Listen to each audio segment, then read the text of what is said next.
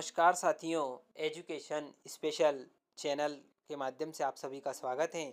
जैसा कि विद्यार्थियों, शिक्षकों और मेरे अन्य साथियों आप सभी को पता है कि एजुकेशन स्पेशल यूट्यूब चैनल एक ऐसा ऑनलाइन प्लेटफॉर्म है जिसके द्वारा आपको समय समय पर जो अपडेशन होता है, समय समय पर जो परिवर्तन होता है, समय समय पर जो शैक्षणिक जानकारियाँ आती हैं, वो आपको चैनल के माध्यम से बताया जाता है और आपके सामने जानकारी उपलब्ध कराई जाती हैं। आज इसी परिप्रेक्ष्य में मैं आपके सामने एक महत्वपूर्ण जानकारी लेकर आया हूं कि सत्र 2020-21 के लिए लोक शिक्षण संचालनालय द्वारा कक्षा 9वीं और 11वीं के लिए संशोधित ब्लूप्रिंट जारी कर दिए हैं। इन ब्लूप्रिंट में सबसे महत्वपूर्ण बदलाव ये हुआ कि कक्षा 9वीं में विज्ञान विषय को छोड़कर अन्य सभी विषयों के ब्लूप्रिंट 100 अंकों में जारी किए गए हैं। पूरी खबर को, पूरे ब्लूप्रिंट को हम जानेंगे कि 80 अंक से 100 अंक का कैसे हुआ है। पूरा मैं ब्लूप्रिंट का विश्लेषण आपको बताने वाला हूं। इससे पहले यदि आप चैनल पर नए हैं और अभी तक आपने चैनल को सब्सक्राइब नहीं किया है तो मित्रों, सबसे पहले आप चैनल को सब्सक्राइब कर लें और बेल आइकन को प्रेस कर लें ताकि आने वाले वीडियो में जो भी वीडियो अपलोड किया जाएगा उसके नोटिफिकेशन आपको मिलते रहेंगे। साथ ही साथ वीडियो को बिना स्किप किए हुए अंत तक देखें ताकि पूरा ब्लूप्रिंट आपको विस्तृत रूप से और आसानी से समझ में आ सके। धन्यवाद साथियों। आइए शुरुआत करते हैं ब्लूप्रिंट की। तो एजुकेशन स्पेशल चैनल के माध्यम से आपको कक्षा 9वीं सामाजिक विज्ञान के ब्लूप्रिंट के बारे में आज मैं बताने वाला हूं। इस वीडियो को आप पूरा देखेंगे। मैं आपको बता देता हूं कि लोक शिक्षण संचालनालय मध्य प्रदेश भोपाल द्वारा ब्लूप्रिंट प्रश्न पत्र का स्वरूप, जिसको कहा जाता है प्रारूप, वर्ष 2020-21 के लिए ये जारी किया गया है, जिसके लिए पेपर का जो पूर्णांक रहेगा वो 100 अंकों का निर्धारित है। अर्धवार्षिक परीक्षा से पहले जो ब्लूप्रिंट जारी किया गया था उसमें कुछ संशोधन किया गया है, तो इस प्रकार नवीन संशोधित ब्लूप्रिंट जारी किया गया है। जो 80 अंकों का पेपर था वो अब 100 अंकों का पेपर आपके वार्षिक परीक्षा में पूछा जाएगा। इसलिए आप इस ब्लूप्रिंट के अकॉर्डिंग तैयारी करें। एक एक किताब के, आपके जो एनसीईआरटी की बुक जारी की गई है उसमें 4 पुस्तकें हैं सामाजिक विज्ञान के लिए, और चारों पुस्तकों से अलग अलग प्रकार के जो अंक आवंटित किए गए हैं उनको आप ध्यान से समझेंगे और उसी ब्लूप्रिंट के आधार पर आप तैयारी करेंगे। तो मैं बता देता हूँ कि पहली जो पुस्तक है, भूगोल की बात कर लेते हैं, जिसको समकालीन भारत नाम दिया गया है। इससे प्रश्न पूछे जाएंगे वो अब मैं आपको बता देता हूँ कि भारत आकार और स्थिति से 4 अंक आवंटित किए गए हैं, जिसमें एक ऑब्जेक्टिव पूछा जाएगा और एक 3 अंक का प्रश्न पूछा जाएगा। अध्याय 2 की बात करें तो भारत का भौतिक स्वरूप, जो जिसके लिए 10 अंक आवंटित किए गए हैं। 3 अंक इसके लिए वस्तुनिष्ठ प्रश्न पूछे जाएंगे, एक 2 अंक का प्रश्न पूछा जाएगा और एक 5 अंक का प्रश्न इस यूनिट से पूछा जाएगा।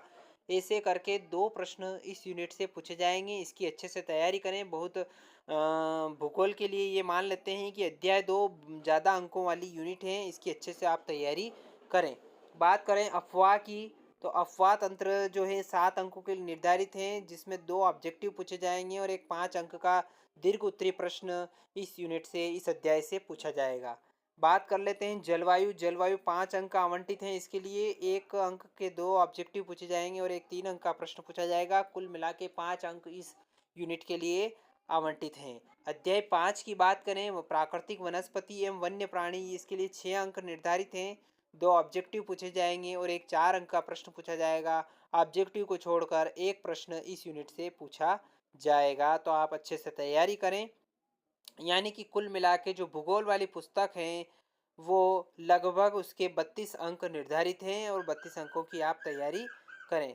अब बात करें भारत और समकालीन विश्व, जिस पुस्तक को अपन भाग 1 भी कह सकते हैं और इतिहास के नाम से भी हम उसको जान सकते हैं।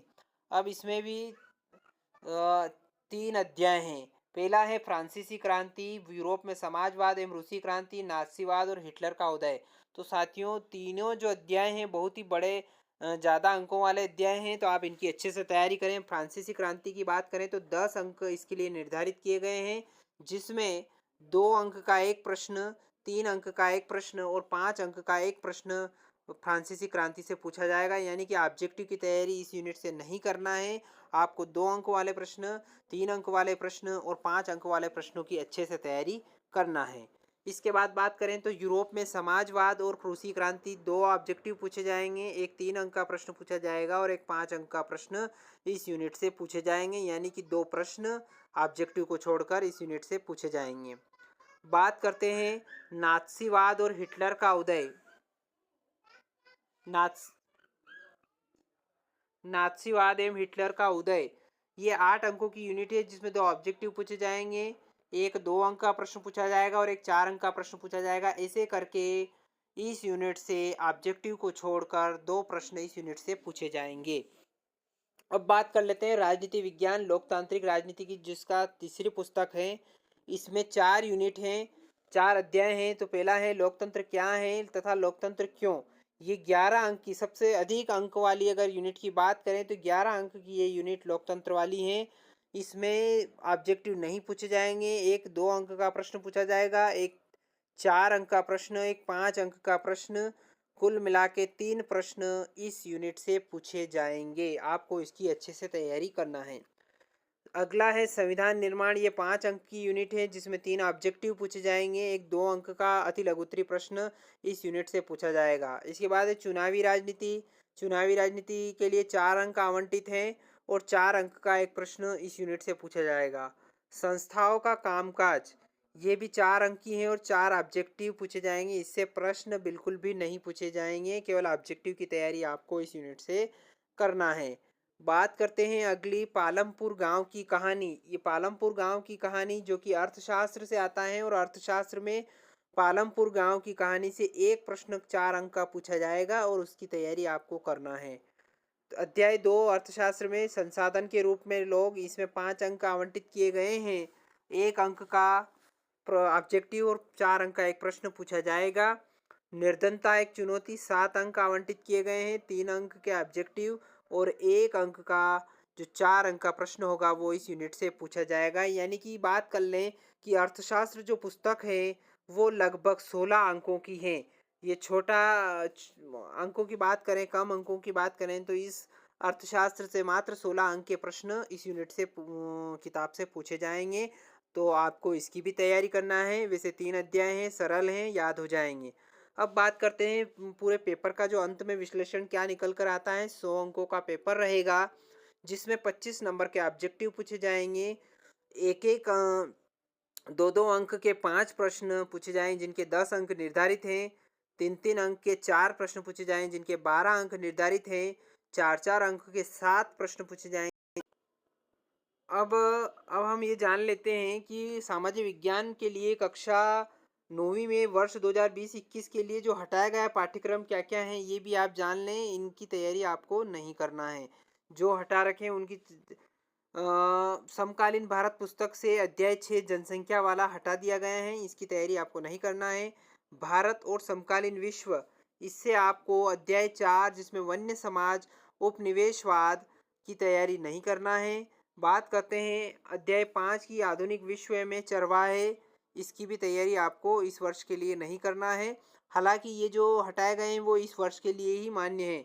लोकतांत्रिक राजनीति की बात करें तो अध्याय 5 लोकतांत्रिक अधिकार, और अर्थशास्त्र की बात करें तो अध्याय भारत में खाद्य सुरक्षा वाला चैप्टर इस वर्ष के लिए हटा दिया गया है। इसकी भी तैयारी आपको इस वर्ष के लिए नहीं करना है। बाकी अन्य जो चैप्टर हैं उनकी तैयारी आपको अच्छे से करना है और अच्छे से अंक आप प्राप्त करें, ऐसी तैयारी आप करें। अब बात करेंगे, कुछ निर्देश जारी किए गए हैं, ये निर्देश भी अपन जान लेते हैं। प्रश्न क्रमांक 1 से लगाकर प्रश्न क्रमांक 5 तक वस्तुनिष्ठ प्रश्न होंगे जिसमें सही विकल्प, रिक्त स्थान, एक वाक्य, सही जोड़ी संबंधी प्रश्न होंगे। प्रत्येक प्रश्न के 5 अंक निर्धारित हैं। वस्तुनिष्ठ प्रश्नों को छोड़कर सभी प्रश्नों में आंतरिक विकल्प का प्रावधान होगा। यह विकल्प समान इकाई और समान उप इकाई से तथा समान कठिनाई स्तर वाले होंगे। साथ ही साथ बात कर लेते हैं प्रश्न क्रमांक 6 से 26 तक सभी प्रश्नों की जो उत्तर सीमा रहेगी वो 2 अति लघुत्तरी प्रश्न जो 2 अंक के होंगे उनके 30 शब्द लिखना रहेंगे। 3 अंक वाले प्रश्नों के 75 शब्द लिखना रहेंगे। 4 अंकों वाले की बात करें तो लगभग 100 शब्द आपको लिखना होंगे और 5 अंकों की बात करें तो लगभग 150 शब्द आपको उस उत्तर में लिखना होंगे। कठिनाई स्तर की बात करें तो कठिनाई स्तर 40% सरल प्रश्न पूछे जाएंगे, 45% सामान्य प्रश्न होंगे और 15% कठिन प्रश्न पूछे जाएंगे। तो साथियों ये कक्षा सामाजिक विज्ञान के लिए हमने आपको पूरा ब्लूप्रिंट समझाया है। आशा करता हूँ कि पूरा ब्लूप्रिंट आपको अच्छे से समझ में आ गया होगा। फिर भी कोई भी आपके अंदर कोई डाउट है तो आप हमें कमेंट करके पूछ सकते हैं। और साथ-साथ समय-समय पर थोड़े-थोड़े दिनों में जो परिवर्तन हो रहे हैं, वो उन परिवर्तनों के लिए भी आप यूट्यूब चैनल को सब्सक्राइब कर लें ताकि आपको नोटिफ़िकेशन मिलते रहेंगे। तो इसलिए आपसे एक बार और निवेदन है, यदि आपने चैनल सब्सक्राइब नहीं किया है तो आप चैनल को सब्सक्राइब कर लें ताकि आपको नोटिफ़िकेशन मिलते रहेंगे। और अ, वीडियो को आप देखते रहें, पूरा देखें। बेल आइकन भी प्रेस कर लें आप ताकि किसी प्रकार की कोई दिक्कत पैदा नहीं हो। साथ ही साथ अपने शिक्षक साथी जो हैं सामाजिक विज्ञान के विद्यालय में जो शिक्षक हैं उनका मार्गदर्शन भी लेते रहें, उनके निर्देशानुसार कार्य करते रहें। तो साथियों बहुत बहुत धन्यवाद पूरा वीडियो देखने के लिए। एक बार जय हिंद जय भारत।